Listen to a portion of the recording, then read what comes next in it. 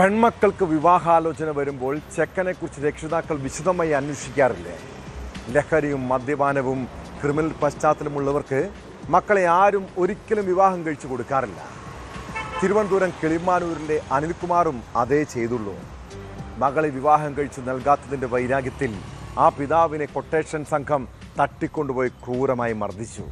മകളെ കെട്ടിച്ചു തന്നില്ലെങ്കിൽ ദേഹത്ത് ബോംബ് വെച്ച് പൊട്ടിക്കുമെന്ന് ഭീഷണി മുഴക്കിയാണ് ഗുണ്ടാ സംഘം ആക്രമണം നടത്തിയത്.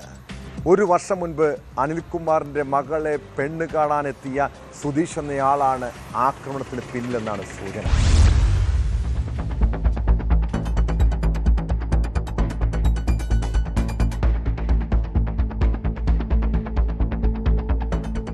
സിനിമാ കഥകളെപ്പോലും വെല്ലുന്ന ക്രൂരതയാണ് തിരുവനന്തപുരം കിളിമാനൂർ വെള്ളല്ലൂരിൽ അരങ്ങേറിയത്.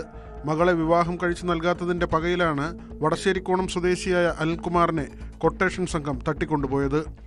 വെള്ളല്ലൂർ പുളിയറക്കോണം സ്വദേശിയുടെ പണിതീരാത്ത വീട്ടിലെത്തിച്ചായിരുന്നു മർദ്ദനം. അനിൽകുമാറിനെ ക്രൂരമായി മർദ്ദിച്ച ശേഷം സംഘം ചങ്ങലയിൽ ബന്ധിക്കുകയായിരുന്നു. ഇതിനുശേഷം പ്രതികൾ അച്ഛന് അപകടം പറ്റിയെന്ന് വിശ്വസിപ്പിച്ച് അനിൽകുമാറിൻ്റെ 20 വയസ്സുകാരനായ മകനെ ഈ വീട്ടിലേക്ക് വിളിച്ചു വരുത്തി. അവിടെ എത്തിയ മകനെയും സംഘം ക്രൂരമായി മർദ്ദിച്ചു. തുടർന്ന് അമ്മയെ ഇവിടെ എത്തിച്ചില്ലെങ്കിൽ അച്ഛനെ കൊലപ്പെടുത്തുമെന്നുമായിരുന്നു കൊട്ടേഷൻ സംഘത്തിൻ്റെ ഭീഷണി. അമ്മയെ കൂട്ടിക്കൊണ്ടുവരാനായി മകനെ പ്രതികൾ പറഞ്ഞുവിടുകയും ചെയ്തു. തുടർന്ന് വർക്കല പോലീസ് സ്റ്റേഷനിലെത്തി വിവരമറിയിക്കുകയായിരുന്നു. തുടർന്ന് വർക്കല പോലീസ് അതിവേഗം സംഭവസ്ഥലത്ത് എത്തുകയും ചങ്ങലയിൽ ബന്ധിച്ച നിലയിൽ കിടന്നിരുന്ന അനിൽകുമാറിനെ അതിസാഹസികമായി രക്ഷപ്പെടുത്തുകയുമായിരുന്നു.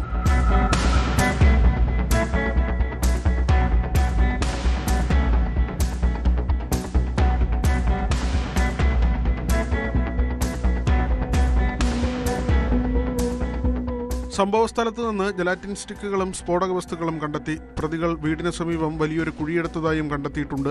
അനിൽകുമാറിനെ വകവരുത്തി ഇവിടെ മൂടാനായിരുന്നു പ്രതികളുടെ പദ്ധതിയെന്നാണ് സംശയിക്കുന്നത്. ഒരു വർഷം മുൻപ് അനിൽകുമാറിൻ്റെ മകളെ പെണ്ണ് കാണാനെത്തിയ സുധീഷ് എന്നയാളാണ് ഈ കൊട്ടേഷന് പിന്നിലെന്ന് മർദ്ദനമേറ്റ അനിൽകുമാർ ആരോപിക്കുന്നു. സംഭവത്തിൽ കിളിമാനൂർ വർക്കല പോലീസ് സംഘങ്ങൾ സംയുക്തമായി ഊർജിതമായ അന്വേഷണം നടത്തുകയാണ്. കേസിൽ കണ്ടാലറിയാവുന്ന 5 പേർക്കെതിരെ പോലീസ് കേസെടുത്തിട്ടുണ്ട്. കുമ്മൽ സ്വദേശിയായ സുധീഷാണ് കേസിൽ 1-ാം പ്രതി. 2-ാം പ്രതി ഷംനാദ് ഉൾപ്പെടെ 4 പ്രതികളെ പോലീസ് തിരിച്ചറിഞ്ഞു.